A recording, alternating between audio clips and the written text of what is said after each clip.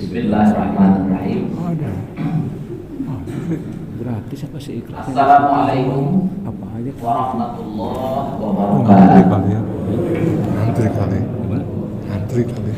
Enggak juga. Alhamdulillah tadi Nggak usah lama-lama ya? Nggak usah lama-lama. Hah? Wah, penting soalnya. Gelap.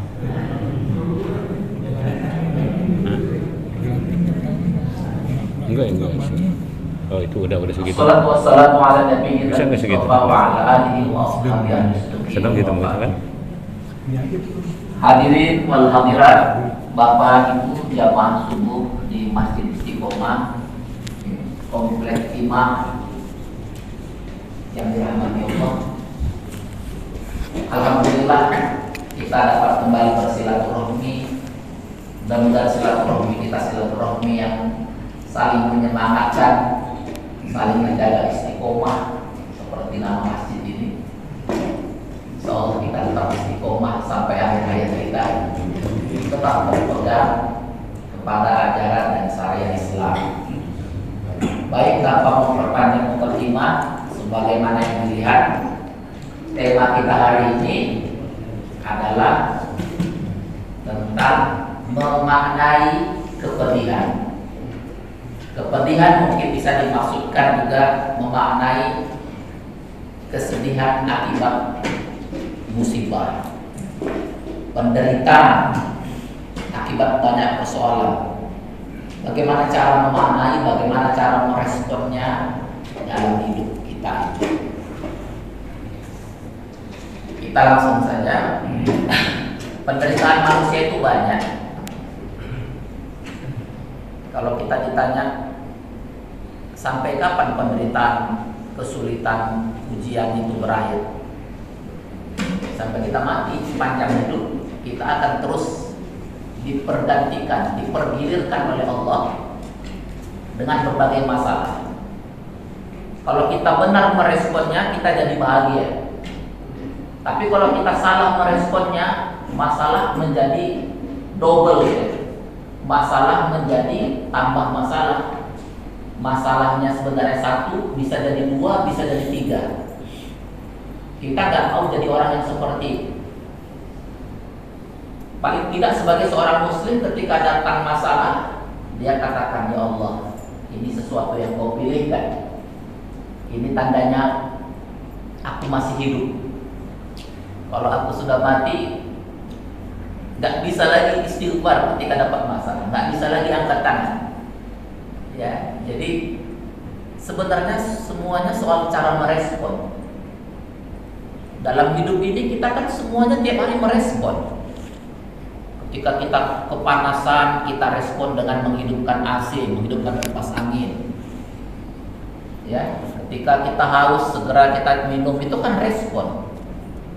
Ketika hujan deras, kita masuk ke rumah, itu kan respon. Ya, nggak mungkin kita ketika hujan deras, hujan berhenti, nggak bisa kita suruh berhenti dia. Ya, apalagi malah marah-marah dengan hujan deras itu, kan nggak mungkin. Yang bisa kita lakukan adalah merespon dengan benar. Ya, apapun itu, mungkin penderitaan yang kita alami itu, kalau kita stres, tak tahu kita cara mengatasinya, makin stres kita, makin frustasi. Dan orang yang paling banyak melakukan bunuh diri itu, dia karena memelihara stres. Itu sudah disurvei, kematian manusia di dunia ini paling banyak itu karena stres, karena frustasi, karena krisis eksistensi, merasa terasing, teralienasi. Ya, ternyata sering popularitas itu banyak diburu manusia sekarang.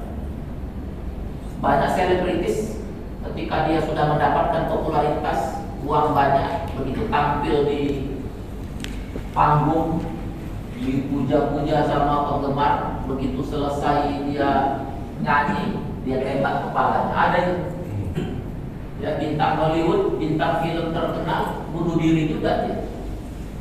Ternyata memang mereka nggak bisa mengendalikan kehilangan makna dalam diri, hampa makna. Ya,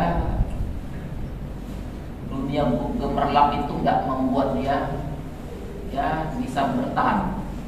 Itu kekosongan itu tadi, kehilangan visi-misi hidup ini apa ya? Ya, jadi memang kalau dipikir-pikir ya, diri kita ini kan seperti satu titik kecil saja. Ibarat kapal besar, kita seperti bautnya, murnya. Ya, kalau kita nggak bisa mengendalikan diri ya kita terbawa arus itu. Makanya hati-hati, jangan pelihara stres, jangan pelihara sedih, jangan pelihara depresi. Itu bahkan bisa mengakibatkan penyakit fisik. 85% kata dokter penyakit fisik itu diawali dari penyakit psikis. Ya tadi kecemasan, kesedihan. Ya termasuk penyakit-penyakit yang kita mungkin tanpa kita sadari, resah. Ada lagi pula, ada lagi penyakit keirian, penyakit kedengkian, penyakit kesombongan. Ya. Kita banyak ketemu sama orang yang mengalami disorientasi dalam hidup ini. Sudah mencapai gelar, sudah mencapai angka tertinggi, tapi melihat orang itu seperti saingan. Lihat orang seperti di bawahnya saja mau diaturnya semua. Tidak ada kesamaan. Saya kan rektor, kamu mau apa? Saya kan wakil rektor, kamu siapa?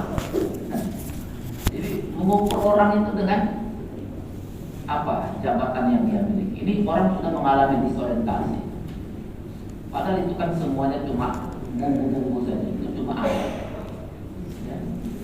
Makanya seperti pernah saya sampaikan ini, ada orang yang sudah mencapai gelar profesor, apa katanya? Tuhan pun tidak bisa menghalangi saya jadi profesor. Ya. Artinya profesornya jadi bencana, jadi musibah. Ya, mudah-mudahan tidak turun azab sama dia. Apa ini? Kadang orang untuk diketahui keasliannya dikasih sama Allah yang dia minta. Ini, ambil ini. Dengan dikasih itu ketahuan aslinya seperti apa? Ya, sombong apa tetap tawadu?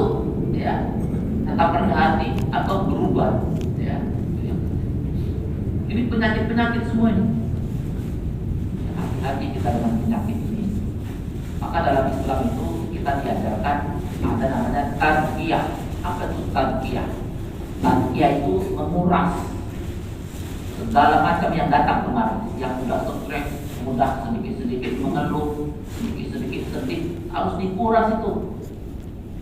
Ya, kalau nggak dikuras itu jadi virus yang sangat ganas. Kalau nggak dikuras itu jadi racun dalam diri. Ya, makanya banyak orang nggak sadar.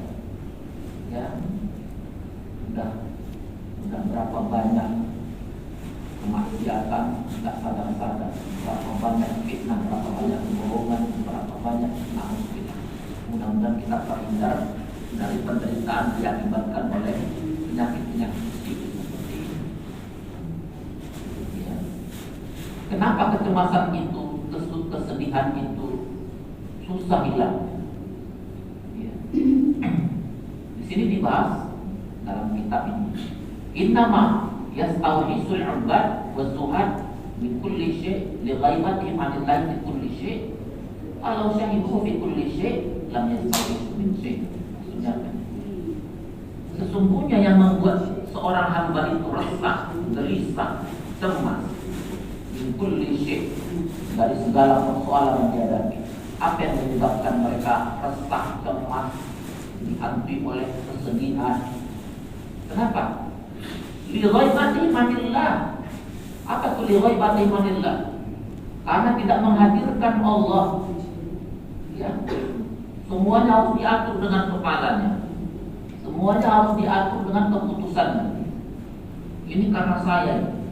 Kamu kalau nggak ikut saya, nggak usah sama saya. Kalau nggak ikut yang saya bilang, keluar dari rumah ini.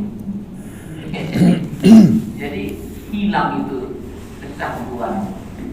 Ya, beribadah pun hanya sekedar rutinitas saja.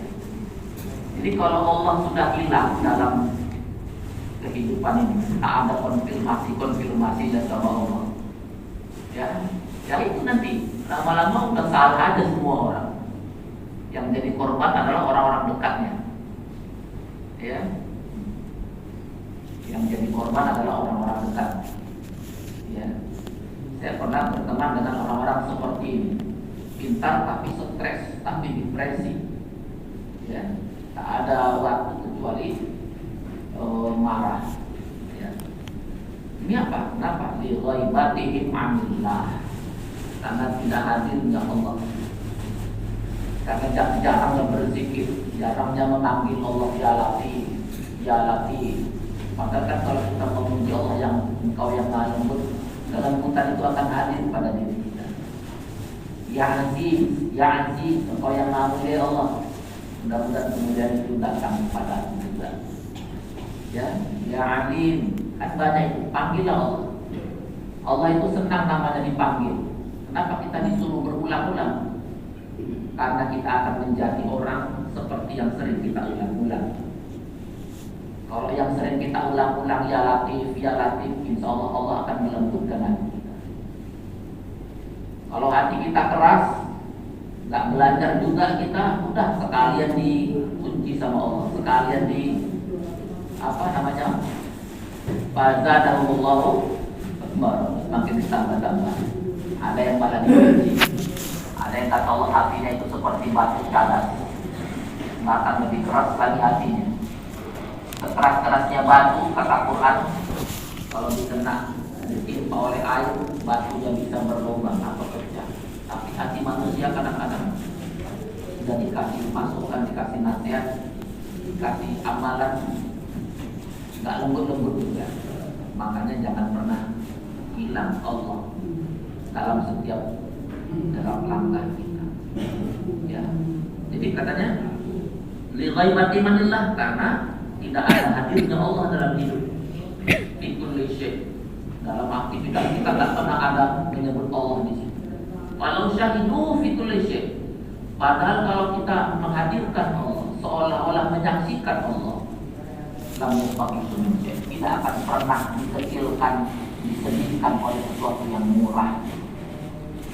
Apa bisa kita bandingkan sesuatu yang murah dengan yang mahal? Allah itu mahal. Mau kita sedih karena yang murah, karena yang kecil, tak mungkin. Maka kalau kita menghadirkan Allah, kalau syahidu, kalau kita menghadirkan Allah dalam setiap aktivitas kita, lam yastawishu min syai', tak mungkin kita dikecewakan. Karena sesuatu, apalagi sesuatu itu urusannya dengan dunia. Ngapain kita kecewa?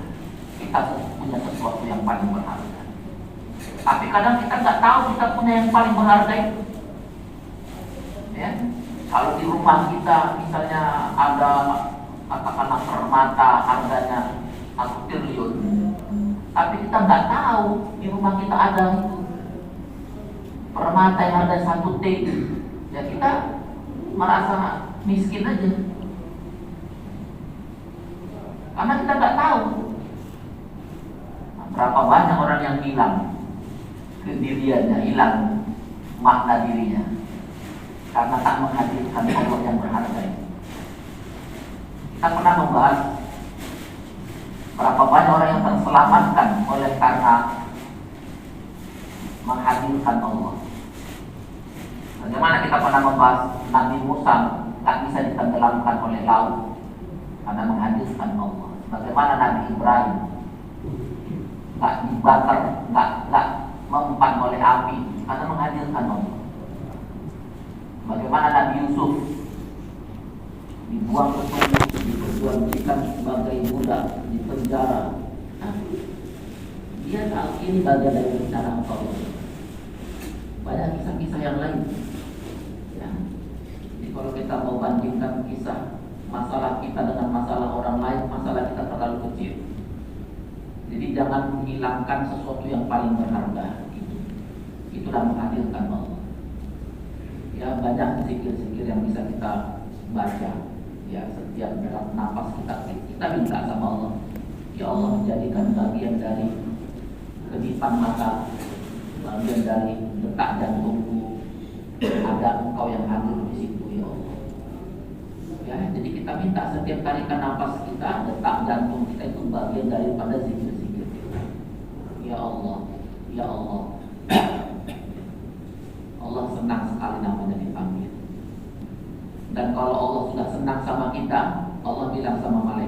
para malaikat, aku senang sama hamba. Suruh hamba-hambaku yang lain supaya mencintai hambaku ini. Dan Allah begitu kalau sudah mencintai hamba. Maka lanjut. Ya, pertanyaannya, mengapa Allah memuji kita? Kita pun kalau sudah tahu Allah yang memuji kita, lebih tenang, nggak perlu stres. Ini kan Allah yang kasih. Kalau Allah yang mengasih kita kesulitan, pada akhirnya kan Allah kasih kita kemudahan. Kalau Allah mengasih kita kemiskinan, bukankah Allah yang banyak mengayakan kita, mengkayakan kita? Ini yang kasih Allah. Kalau Allah yang kasih, bukankah yang direncanakan Allah itu lebih baik? Jadi nggak perlu depresi. Supaya kita nggak stres, nggak depresi, kita katakan, ya Allah, ini sesuatu yang Kau berikan. Toh Engkau yang maha menghidupkan, Engkau yang maha memberi rezeki, Engkau yang maha memudahkan. Ya, tak mungkin ketika Allah kasih kesulitan nggak ada jalannya. Ya, karena memang dikasih sama Allah, kita ujian begitu kesulitan supaya sadar kita Allah lah yang maha mutlak, Dialah yang maha berkuasa, bukan kita penentunya, kan gitu. Sekuat-kuatnya manusia, ya, sangat lemah di hadapan Allah, kan? Jadi untuk membuktikan supaya hadir kesadaran Allah itu maha kuasa, mutlak kekuasaannya kepada makhluknya, diberilah kita ujian itu supaya kita sedikit menundukkan diri. Aku lemah di hadapanmu, ya Allah, tapi aku juga bisa kuat karena pertolongan Engkau, ya Allah. Kita gitu. Apa yang bisa mengalahkan kita kalau kita dekat sama Allah? Kemudian kenapa diuji? Ya, memang tujuan Allah menghidupkan kita kan memang untuk dites. Siapa yang paling kuat, siapa yang paling tahan, siapa yang paling sabar, kan untuk itu. Ya, ayat Qur'annya kan begitu. Apakah kamu mengira kamu masuk surga padahal belum datang cobaan bagimu seperti orang-orang yang terdahulu? Apakah kamu membiarkan saja mengatakan beriman sementara kamu belum diuji? Ya kan, gitu kata Quran. A'udzubillahi minasyaitonir rajim. Ahasiban nasu ayyudraku ayyaqulu amanna wa hum la yuftanun. Enak aja ngaku-ngaku beriman belum diuji kok. Jadi sadar kita, ya memang hidup ini ya tidak terlepas dari ujian satu ke ujian yang lain. Yang ketiga, dengan ujian itu kita sadar, ya Allah, aku sadar aku banyak kelemahan, aku banyak kekurangan. Ya, tapi dengan kesadaran justru ujian itu membuat kita belajar, kita jadi tumbuh, kita jadi lebih siap, kita jadi lebih kreatif. Kenapa Allah menguji? Karena itulah bukti manusia untuk kita mau membuktikan sama Allah. Meskipun ujian ini datang, aku tidak akan kufur, ya Allah. Ya, aku tetap beriman. Makanya Nabi Sulaiman itu kan, itu ucapan yang sering dia ucapkan. Allah memberiku seperti ini, Dia duluan nih untuk mengujiku. Ashkur am akfur. Apakah aku tetap kufur atau malah tetap beriman? Jadi yang terakhir, kenapa Allah menguji kita, harus ada dalam diri kita. Seberat apapun ujian, tugas kita adalah mengabdi kepada Allah. Kalau kita terhalang untuk mengabdi kepada Allah, itu baru musibah. Ya, kalau ada kesempatan baik tapi tak kita lakukan, hati-hati. Ya, itu baru masalah. Kebanyakan masalah manusia di dunia ini adalah masalah dunia. Biarkan dunia hilang, asal iman ini jangan hilang. Dan itu dia yang mau dibawa. Kira-kira seperti itu. Kita lanjutkan. Makanya kitab ini mengatakan, sepanjang masih ada Quran, sepanjang kita bisa baca Quran, masalah mudah-mudahan jadi kecil. Saat membaca Quran, kita sedang berdialog dengan Yang Maha menentukan nasib kita. Saat kita membaca Quran, kita sedang berdialog dengan Yang menentukan takdir hidup kita. Siapa yang menentukan hidup, menentukan takdir, yang menentukan, yang mematikan siapa? Allah. Kita berdialog dengan yang maha menghidupkan itu. Yang maha hidup itu dia Allah. Sepanjang masih bisa angkat tangan berdoa, masalah dunia insya Allah selesai. Persoalannya kan kita memang kurang berzikir, jujur saja. Kita memang jarang berdoa. Ya, mulai sekarang coba kalau kita doanya nggak bisa bahasa Arab, susun sendiri doanya yang menurut kita merasa lebih lega dalam berdoa ini. Ya banyak orang ketika menyusun doa dengan bahasa Indonesia itu kok lebih kena sama dia. Kalau ada yang lebih khusus dengan bahasa Arab, silakan. Ya, tapi kalau saya pengalaman, saya senang dua-duanya. Tapi kalau dipilih mana yang lebih khusyuk, saya merasa kadang lebih khusyuk dengan bahasa Indonesia. Karena soal doa ini kan soal bagaimana hati kita itu sungguh-sungguh fokus untuk kepada Allah. Kita paham dengan apa yang kita minta.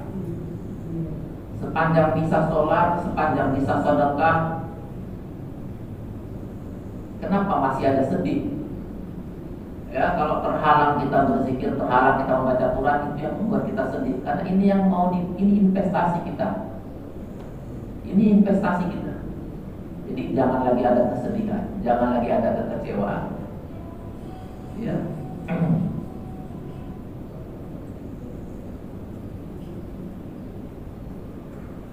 Insya Allah yang terjadi adalah kalau kita bisa merespon dengan yang baik adalah kedalaman spiritual, kelapangan dada. Ya, lapang dada itu penting. Ya, kalau sudah lapang dada, bersih hati, senang, insya Allah aktivitas kita pun jadi mudah. Kita mudah berkunjung kepada teman-teman. Jangan dibawa sendiri masalah itu. Silaturahmilah. Cari guru, baca buku. Ada saja bisa dilakukan untuk menghilangkan kesedihan.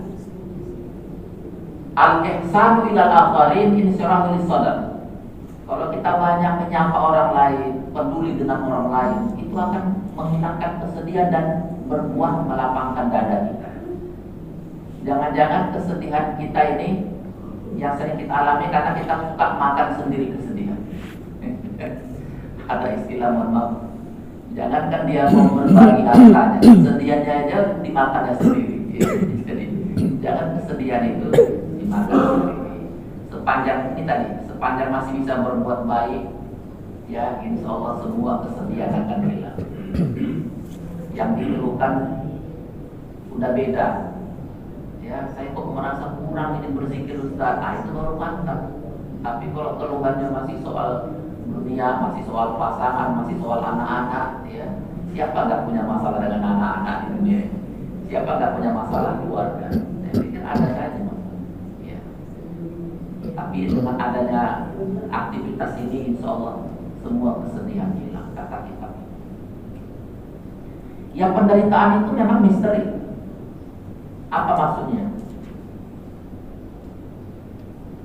Ya ada rahasia di sini.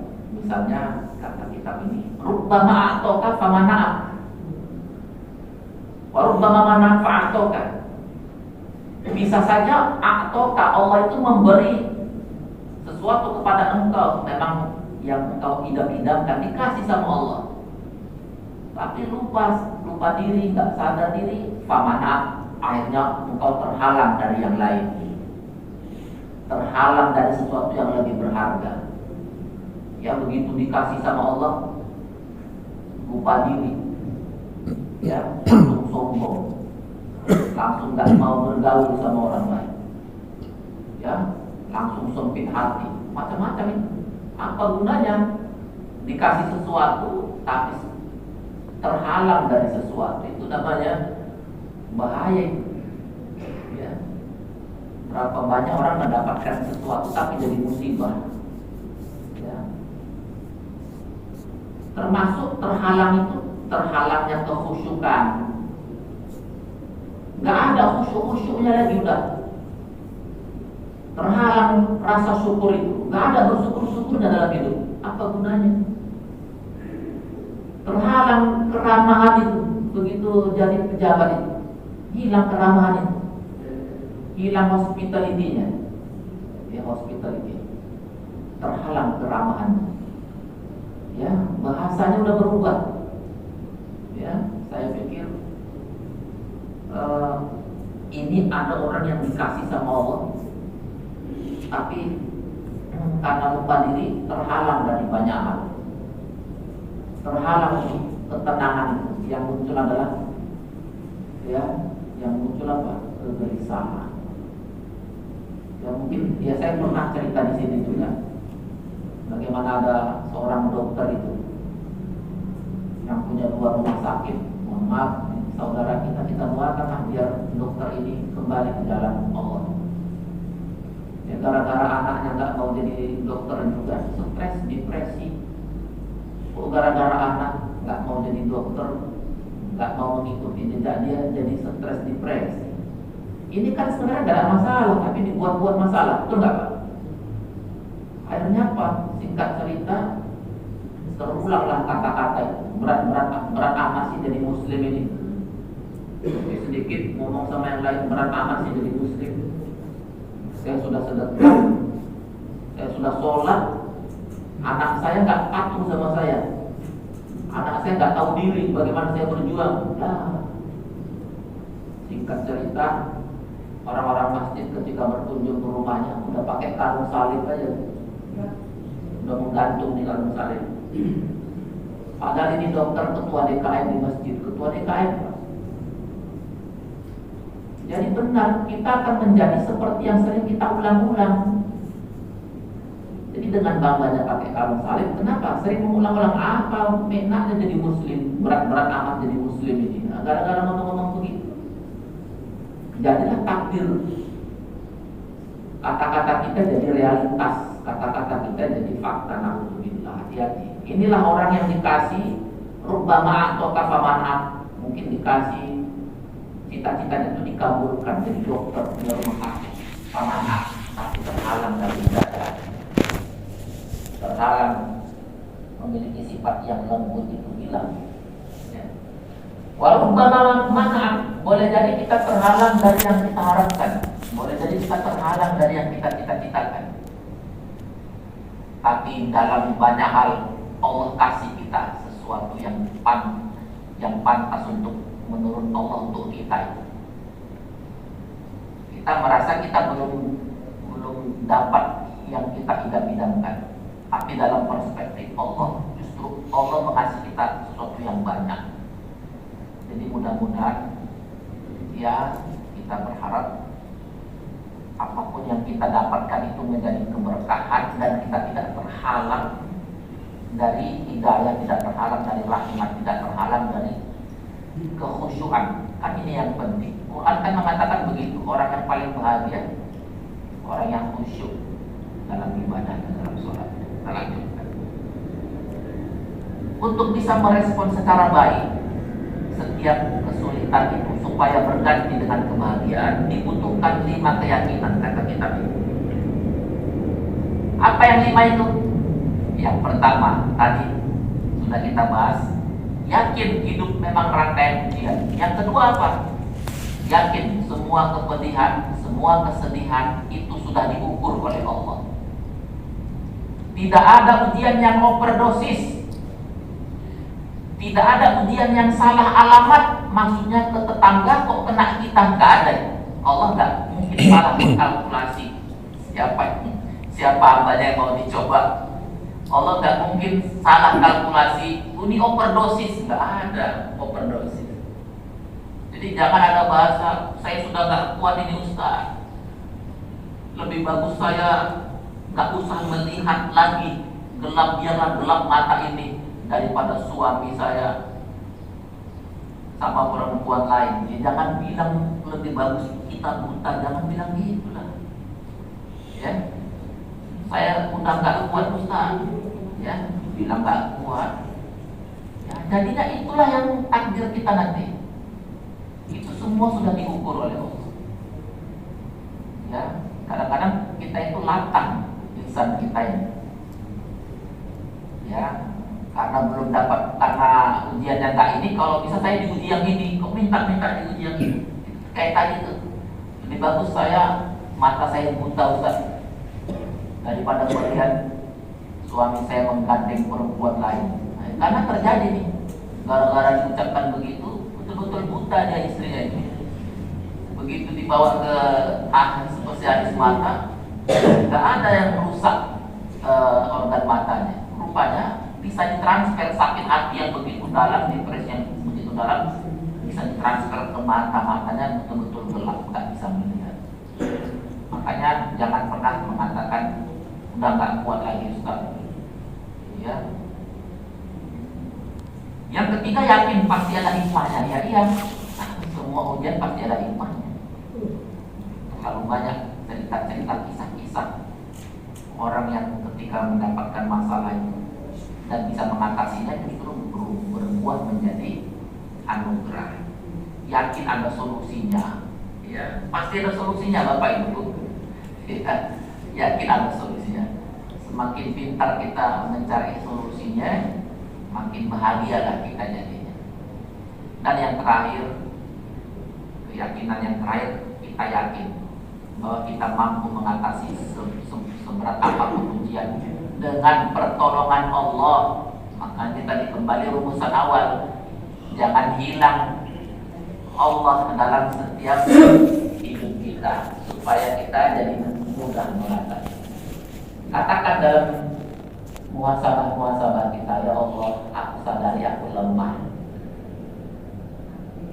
tapi Engkau yang Maha Kuat, tidak ada yang berat bagi Engkau, ya Allah. Tidak ada yang susah, semuanya mudah bagi Engkau, ya Allah.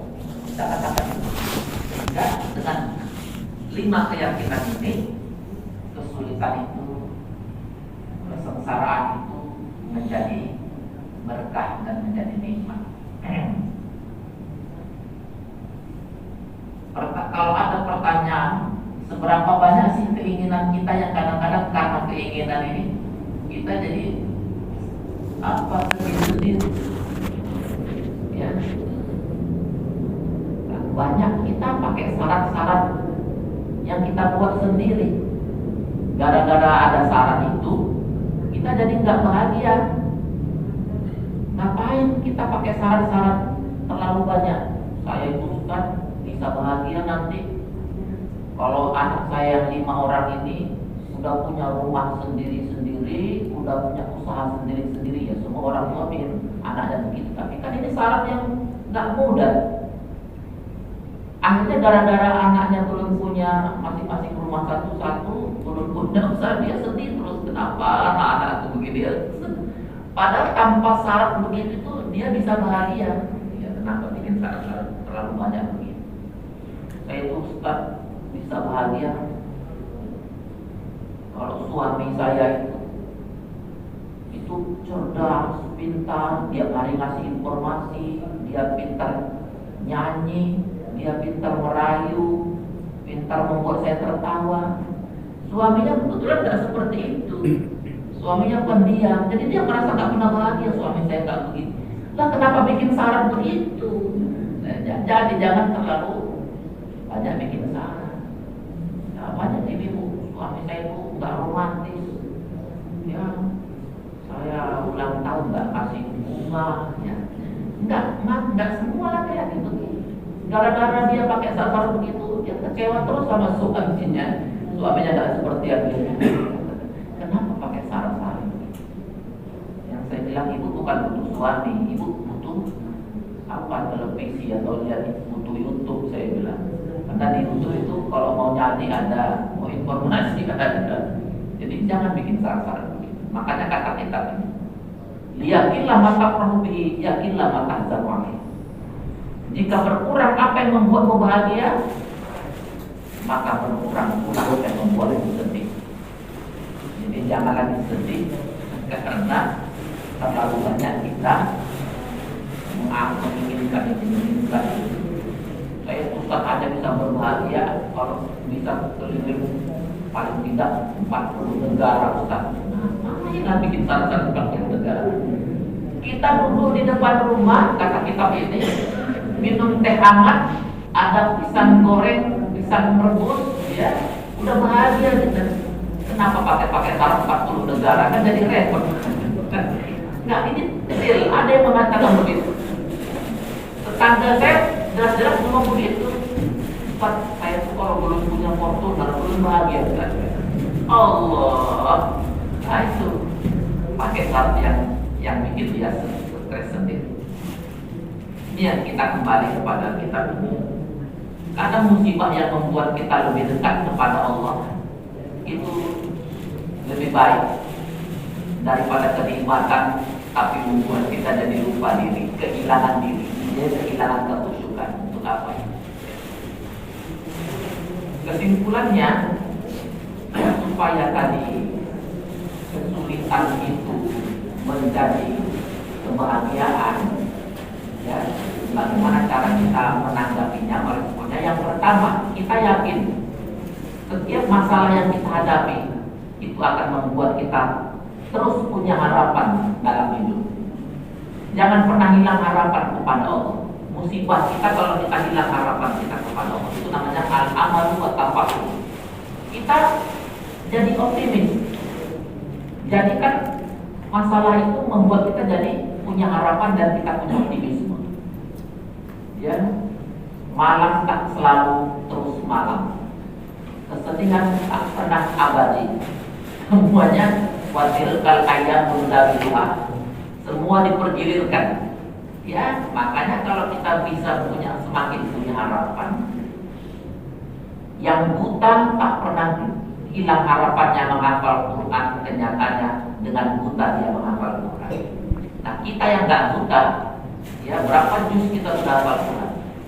Yang buta saja bisa hafal Quran. Jadi jangan pernah hilang harapan. Ya. Yang kedua, supaya respon kita sangat baik, kita sadar apapun kesulitan itu kan jadi kita seimbang, hidup kita jadi seimbang. Nah, banyak yang diceritakan kalau mulus-mulus semua, ya. Ya, sekarang saya bisa cerita sama mahasiswa saya. Kalau dulu waktu saya sekolah itu, orang tua saya itu sangat keras itu dalam mendidik. Ya, kalau saya mengaji itu rotan itu sudah di tangan. Salah baca hurufnya kurang fasih, pas gitu ya. Salah lagi pas. Ya, kalau anak sekarang begitu lari dilakukan. Kita dipukul begitu makin takut gitu. Ya, bisa saya ceritakan. Jadi nggak mulus-mulus semuanya. Kadang-kadang itulah keseimbangan. Jadi cara Allah itu untuk membuat kita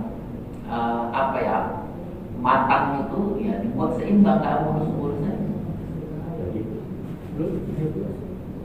Kalau nggak bisa menyikapi ini, udah. Yang sudah sukses pun masih kecewa sama orang tua. Walaupun saya sudah sukses, saya masih kecewa sama orang tua saya. Loh, kenapa? Orang tua saya terlalu keras dulu mendidik saya. Loh, karena keras ini kan kamu jadi seperti ini sekarang. Ya. Ya. Kemudian dengan ujian kesulitan kita jadi mendapatkan pelajaran. Katanya pelajaran yang paling berharga itu ya kesulitan. Bukan ilmu yang di dalam kelas itu berharga juga, tapi yang paling berharga pelajaran didapat ketika kita dapat kesulitan. Kita diuji ketahanan kita. Ya, makin sering diuji, makin siap kita. Keyakinan kita jadi lebih kuat kata kita ini. Ya. Dan yang terakhir, kita jadi lebih kreatif.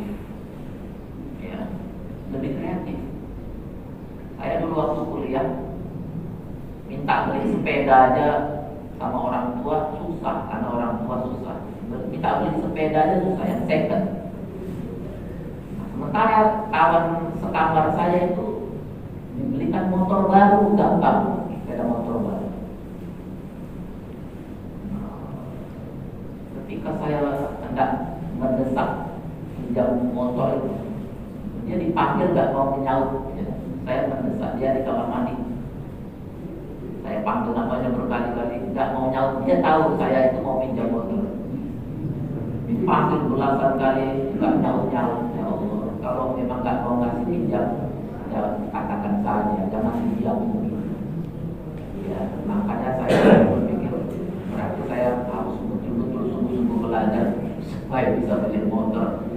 tidak merasa dihinakan begini. Dia kan merasa terhina betul dipanggil berkali-kali karena nggak mau jadi pinjam sepeda motor ya Allah.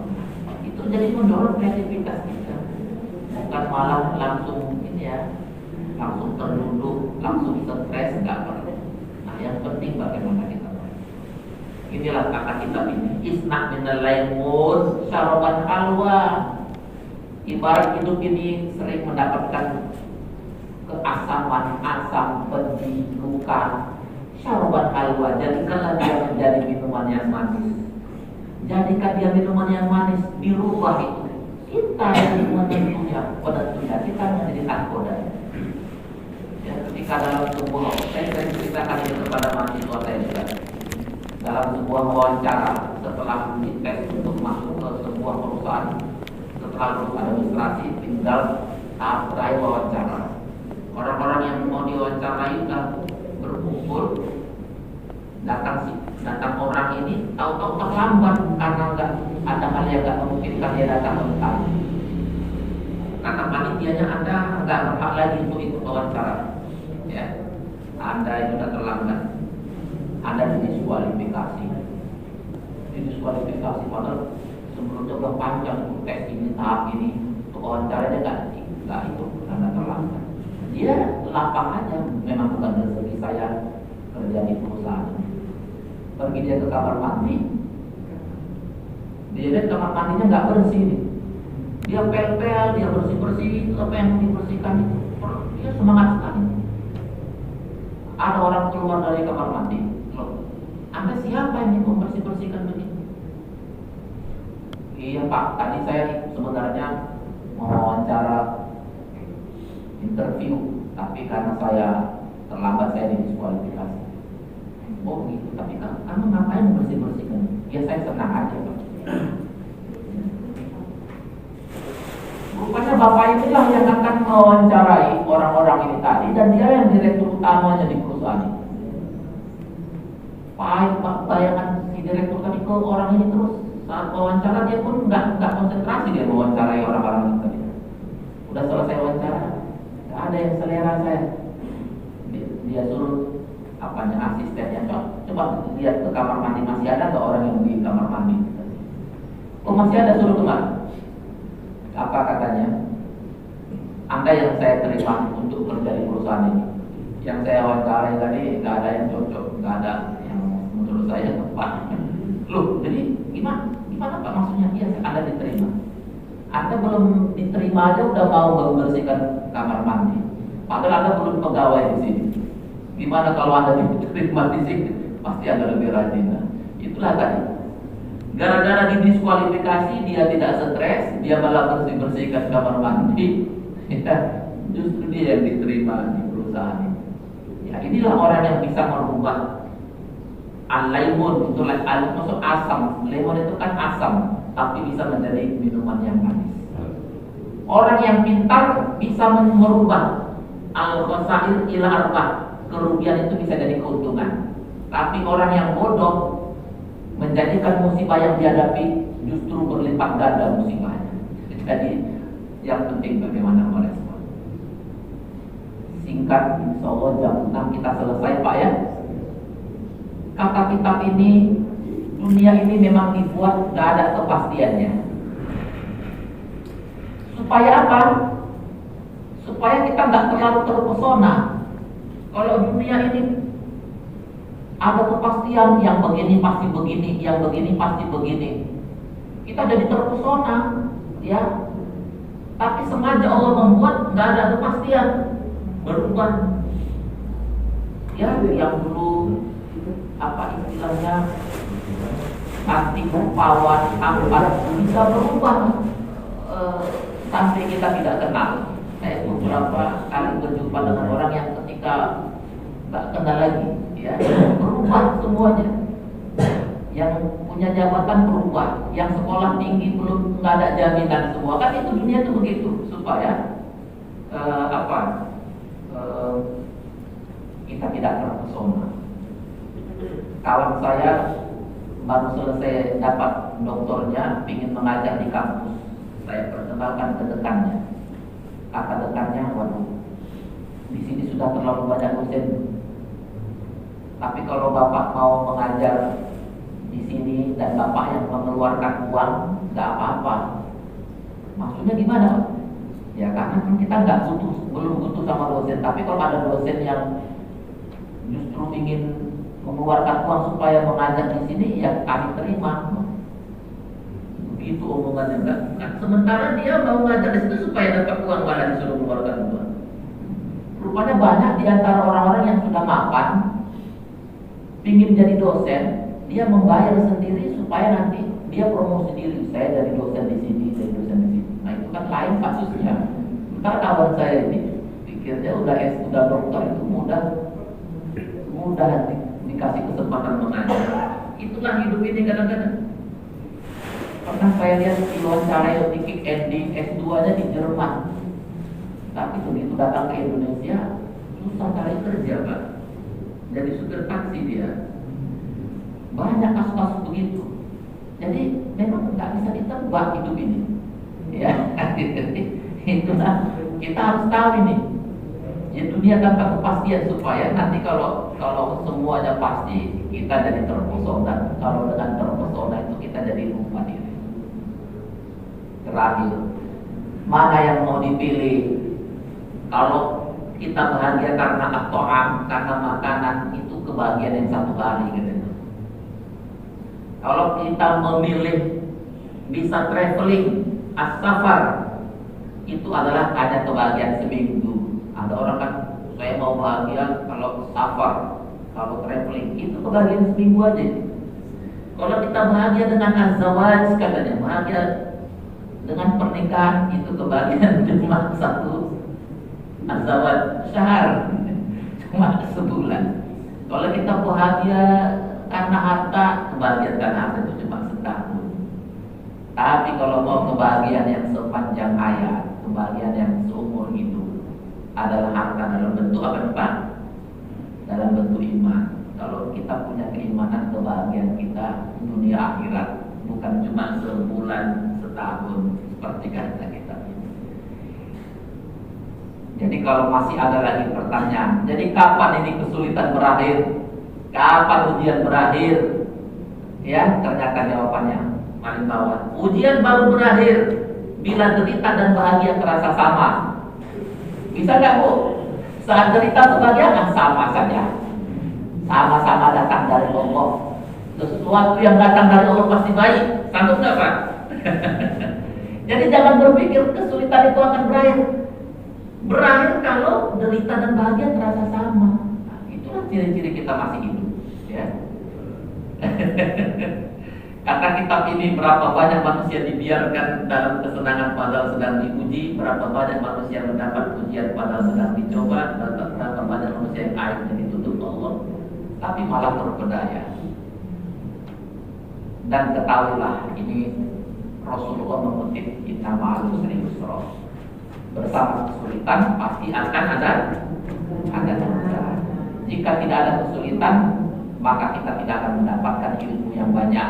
Ini saya ucapkan di awal tadi, ilmu yang lebih matang itu adalah ilmu ketika kita mendapatkan kesulitan. Inilah doa yang harus kita, ini sudah saya kirim materinya, Bapak Ibu bisa baca lagi. Ini doa yang biasa dibacakan oleh Rasulullah kalau dapat masalah. Rasulullah doanya begitu, ya Allah, sungguh aku mohon kepadamu jiwa yang tenang, yang percaya akan perjumpaan denganmu, yang ridho terhadap ketetapanmu, dan merasa cukup dengan pemberianmu. Ini doa yang selalu dibaca oleh Rasulullah. Jadi justru kata Rasulullah itu, tidak ada kebaikan kalau tak mengalami kesulitan. Kalau nggak mengalami kesakitan, itu nggak ada kebaikan di sini. Makanya kata Rasulullah ketika menghadapi orang yang mengadu, ya Rasulullah, harta saya hilang, badan saya sakit, begini-begini, kata Rasulullah, tidak ada baiknya orang yang tidak pernah hilang hartanya. Sekali-sekali kita perlu hilang harta.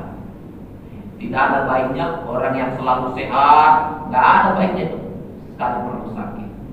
Orang yang sakit doanya itu dikabulkan Allah, kata Rasulullah. Sesungguhnya jika Allah mencintai hambanya, Dia akan uji hambanya. Dan ilmu yang tertinggi adalah hikmah. Wa mayyuta hikmah faqad utiya khairan katsiran. Yang dikasih hikmah ini dia akan mendapatkan kelebihan yang banyak. Terakhirnya kita langsung saja kepada kesimpulan. Jadi bagaimana cara kita merespon masalah-masalah yang kita hadapi? Ya introspeksi. Introspeksi ini otomatis kita mengupgrade diri. Ya, introspeksi ini bahasa agamanya tafakkur. Kalau kita bertafakkur itu seperti kata Rasulullah, ibadah kita seperti 80 tahun kalau kita baca istighfar. Kemudian ridho. Ini ridho tadi lepas, bahagia. Sama saja. Dipuji begini begitu sama. Itu namanya ridho. Jangan pernah lepas dari doa. Jaga kualitas kehusyukan ibadah. Jangan nodai masalah dengan keluhan-keluhan. Ini respon yang terbaik. Mudah-mudahan kita termasuk hamba Allah yang selalu bahagia lah. Itu yang pasti dikatakan oleh Allah itu alam nasrah laka. Termasuk orang yang diangkat Allah bebannya berganti dengan kelapangan, ketenangan, kedamaian, kehusyukan. Itulah yang kita harapkan. Saya kira demikian Bapak Ibu materi yang saya sampaikan dari kitab Al-Ahzab ini. Sederhana, tapi satu atau dua yang bisa kita lakukan untuk bisa meningkatkan kebahagiaan kita. Sebelum ditutup dengan doa, silakan Bapak Ibu mungkin ada yang mau ditanya. Selanjutnya nanti kita tutup dengan doa. Silakan Pak.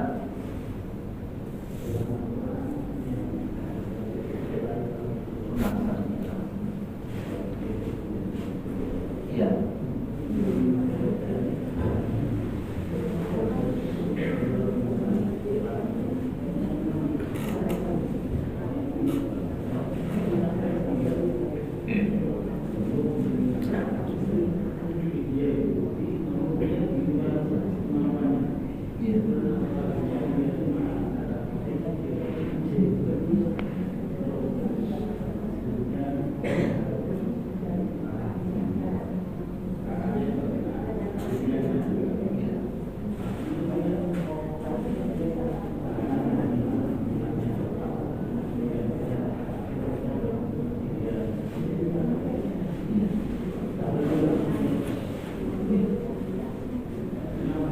Baik, luar biasa ini ya. Ini tambah jadi hikmah dari informasi ini menjadi apa ya, pengetahuan ya bagi kita juga.